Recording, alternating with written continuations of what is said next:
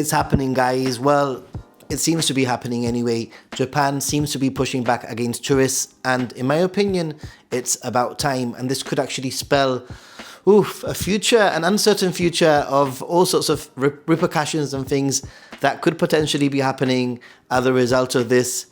Let's find out. So, I'm actually talking about the Arakurayama Sengen Cherry Blossom Festival that's been cancelled after 10 years of drawing around 200,000 people every year.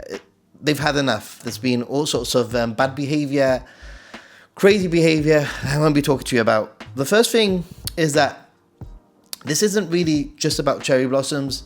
It's about control, and it seems that this area, which is one of the most famous spots for that infamous pagoda with Mount Fuji and the cherry blossom, etc., they've had enough. So what's happening is that they've cancelled this festival, but the reality is that people can still go there.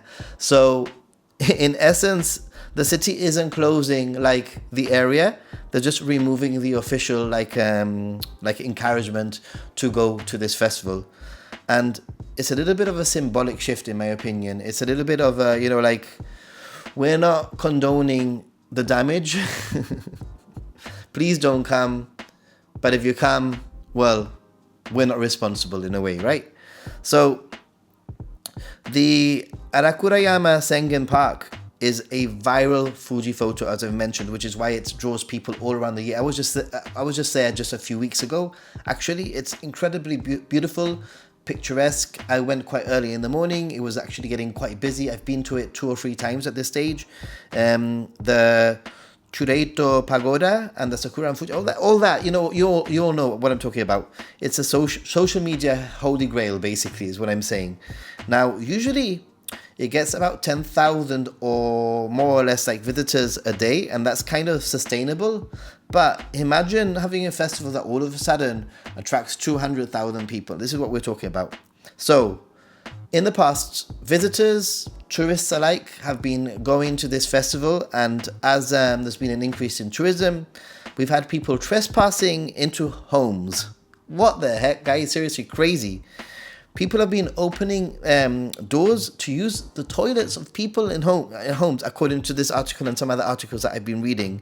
They've been seriously? They've been defecating in private gardens, littering cigarette butts on private land. I mean, you get it. Harassment of locals when confronted. This has to be horrible. I mean, I wouldn't want to be living in those conditions even for one day. And I totally understand, and I'm totally for the cancelling of this event. What are your thoughts? Personally, it's sad that this is happening. And the question that sort of comes to mind is, will this be the start of many other events being cancelled as a result of over-tourism? Or I don't want to say over-tourism, but as a result of perhaps not being able to manage tourists. Because there's a difference between having a lot of people in one place that's well managed and having a lot of people in one place with very little management or not being able to manage, I am 100% all for the fact that they're looking out for the dignity of the locals and the people there, and I think that this is a very good first step. Hopefully this isn't just a let's cancel the festival forever, but rather a how can we improve on the festival and actually allow foreigners, tourists or whatever to come and still protect the locals. That's my opinion, but I think a pause was definitely necessary. Now, we all know that there's a very weak yen for most countries, against most currencies at the moment. And, plus social media, it's just like basically,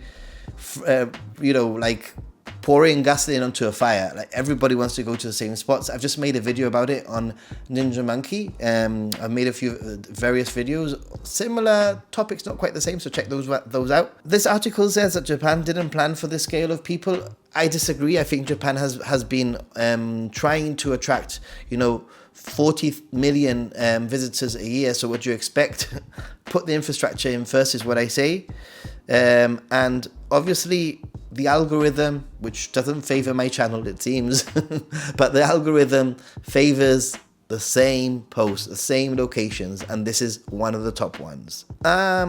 Japan is finally choosing, well, in this example anyway, is finally choosing residents over revenue. And this is an important shift, in my opinion. There are a few problems attached to this. One of them being that cancelling a festival will stop tourism. That's not true. I've been to this spot plenty of times now, and there's been plenty of tourists. I even saw a proposal there. Congratulations if you're watching.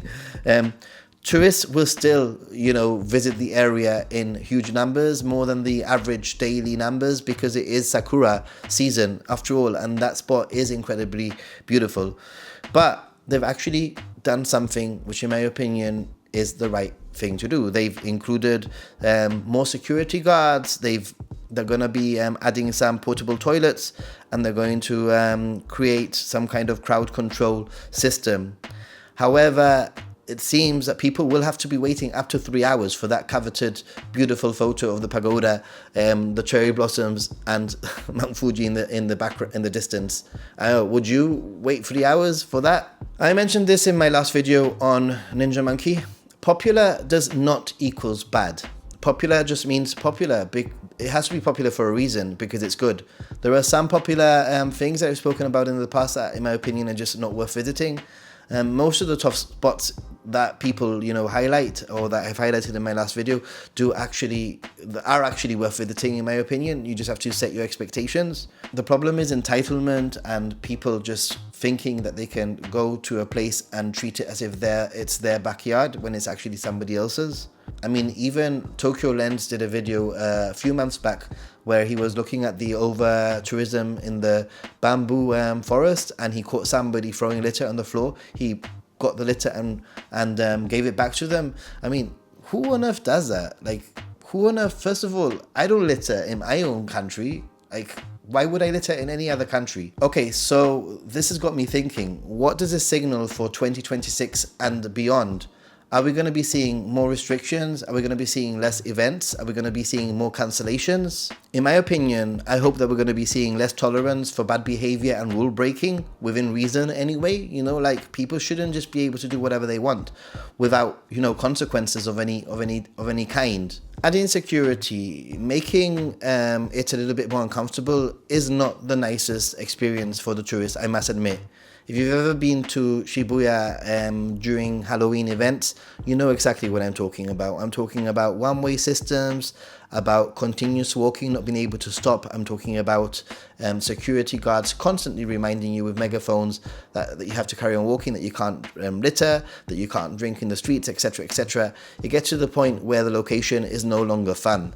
And this is a risk. This could actually happen.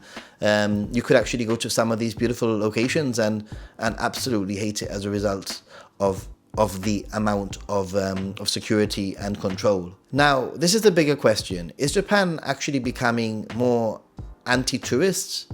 In my opinion, I don't think that Japan's ever been anti-tourist. But what Japan has very much always been is over-the-top tolerant. I've seen people in the street misbehave and people call them out here in the West, And in Japan, just because it's Japan, you can get away with it. I don't think that's right. Is Japan finally done with being passive? We'll have to wait and see. This is one of the few rare occasions that I've actually seen, other than, like banning tourists in Kyoto's private alleys that were private anyway, and some very, very minor examples around Japan. But this is kind of quite a major thing, quite a major change, quite a major shift. And I hope that it will actually help disperse tourists to other viewing spots, so that they don't actually think that these locations are the only ones that exist. As always, let me know what you think in the comments. Answer this question. Like I mentioned, is Japan done with tourists? Is Japan anti-tourist? Do you think that what they have done in this place is the correct thing to do? And will you be, or did you have this location planned in your itinerary for spring?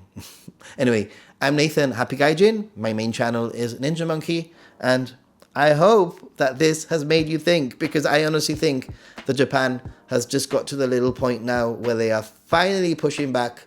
They're done with bad tourist behavior, I don't think anybody should have to stand for bad behavior in their country. Now, how it's dealt with, that's a whole other thing. This is kind of negative, but it actually makes me a little bit happy to see that even though even though an event has been cancelled, which is kind of sad, I'm actually quite happy that they've put the locals and the people that live in that area first before the tourists, because that's the way it should be.